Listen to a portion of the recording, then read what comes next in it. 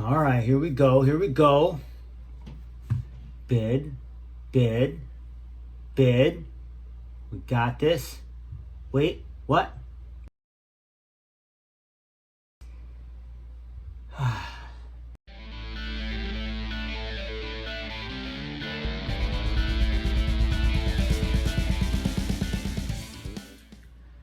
Hello, everyone. Back this week. It was kind of a light week, so I thought I'd make a little bit of a different video and talk about FOMO. I think FOMO, the fear of missing out, I think we all feel it. And it's not necessarily a bad thing, I think. It's kind of what drives us in this hobby. It's collecting, so inherently you're trying to get things that maybe other people don't have.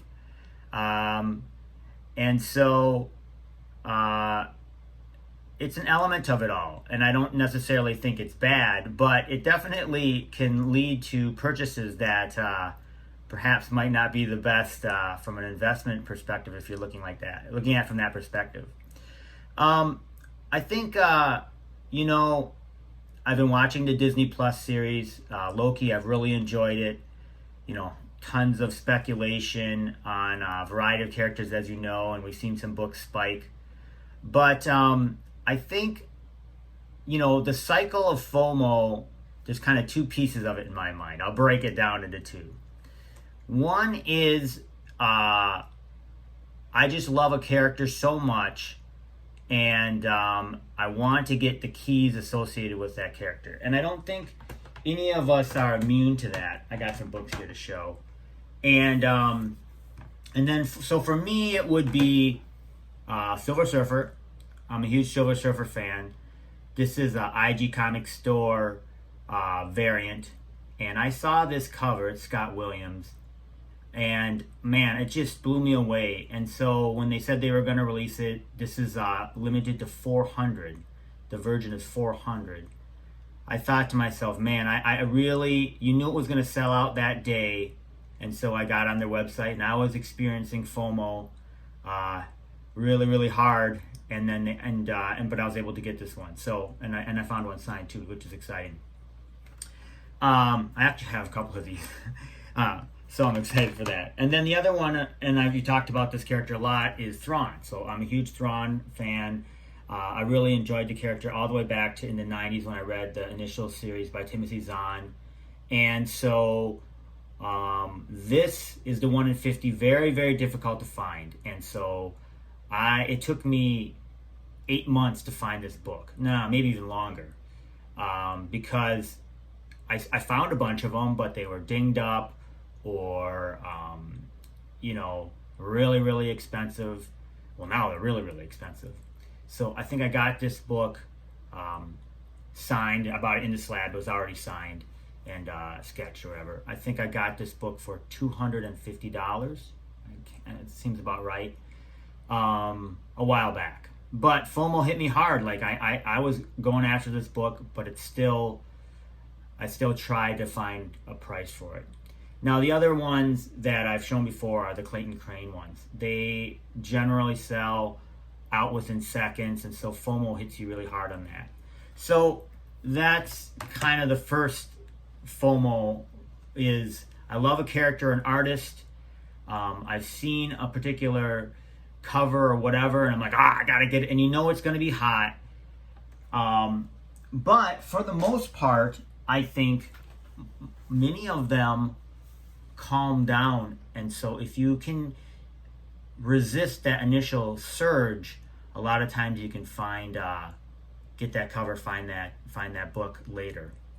Another one which I got raw, so I've got this raw at the local comic shop. They only had one. I'm lucky enough to be able to have enough flexibility in my schedule that a lot of times I can go there right when the comic book store opens. And I had seen this online. You could order it. There are a number of places you can order.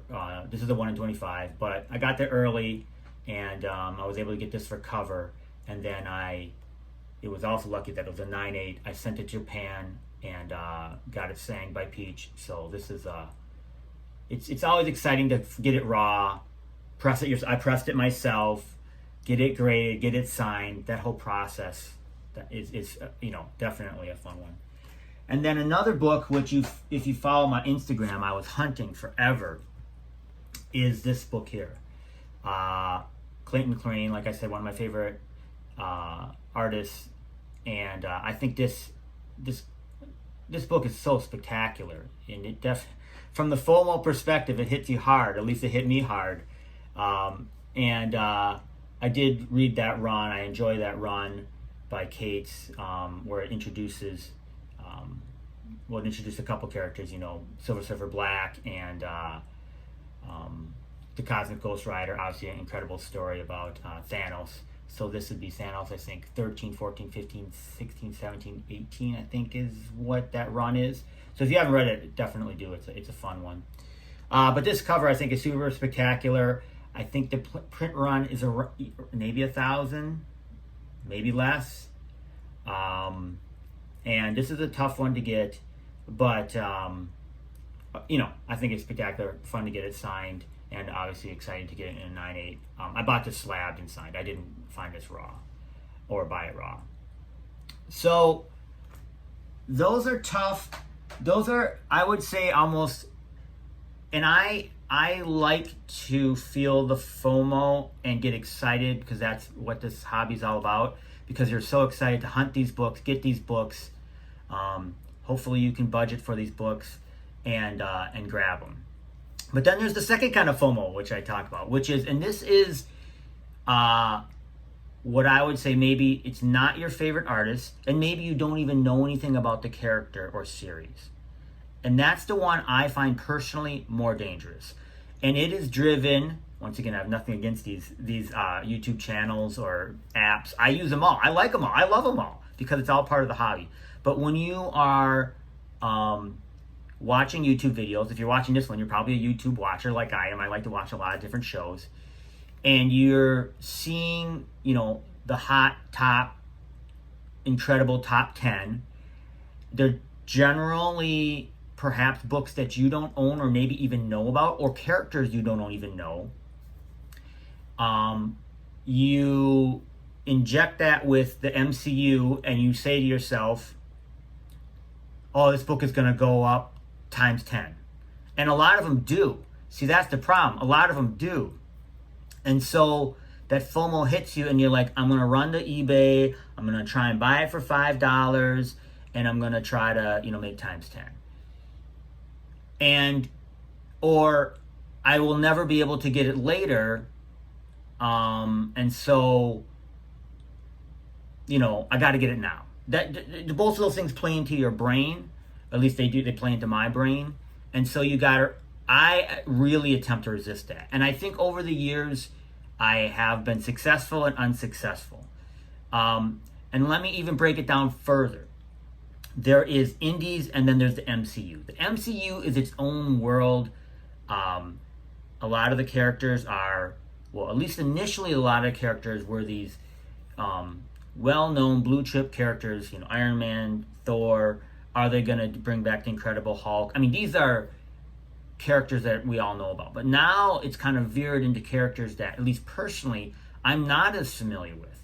So, for example, a perfect example would be Sylvie in the Loki series. I'm not familiar with that character. I didn't read that series. I mean, so it is more of a pure spec play and less of an emotional attachment to that storyline or character, which, like I said here, I read the storyline. I like the character. I understand. I mean, this is the Punisher. I mean, come on. So it's... For me, I am more careful around that. And it veers to, as I said, I'm going to break into two things. So the MCU world, and then there's the independent world. So the independent world is its own spec cycle, which is, there's a lot of great stories there, but a lot of what we're trying from a spec perspective is, oh, I'm going to buy this book for a cover, and it's going to end up being the next. And there's a couple examples of that, and that would be Something is Killing the Children.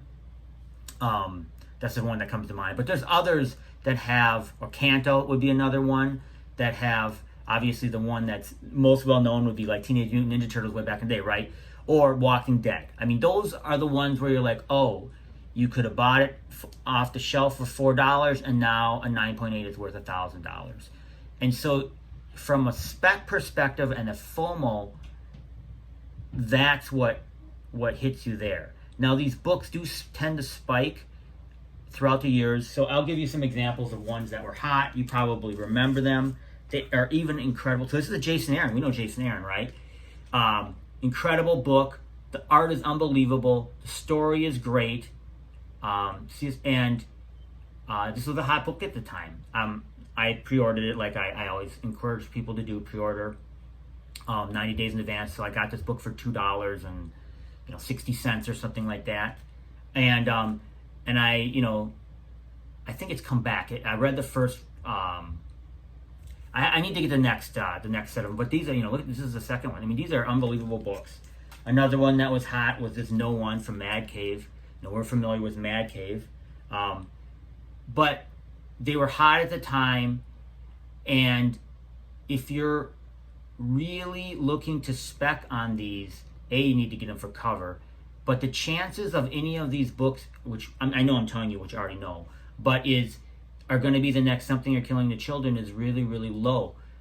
So what I try and do, even though you're seeing these books spike on the top 10s and the key collector apps, is I try to obviously buy the ones that I think that I enjoy really from reading the solicitation. And so do I miss out on a lot of books? Sure. Like Stray Cats, I missed out on. That didn't sound that interesting to me. Apparently it's an unbelievable book. I'd love to get it. But I missed out on that one because when I read the solicitation, I wasn't. And I'm not going to chase it. And if it ends up being the next, Something is Killing the Children, good hats off to everybody who made money or enjoyed that series. So from fighting, when you're watching the Hot 10 list and that kind of psychological FOMO piece comes into your mind, I mean, of course, I don't have any recommendations on how you might fight that. That's your own journey you have to play. But, or your own journey that you've got to go down and buy some things or however you do it. But do know that I think from the independent perspective, I really recommend people to buy the books that they find interesting rather than try to say, oh, I'm going to go buy 15 of this particular book. I think you have to embrace FOMO when you have an emotional attachment to the artist, etc. And I would say try to resist it more when it's pure spec for things you don't necessarily even know the character, and it's almost all an attempt to buy something cheap to sell it, flip it later. I have found that has not worked out for me as well. Anyway, thanks for watching. Take care.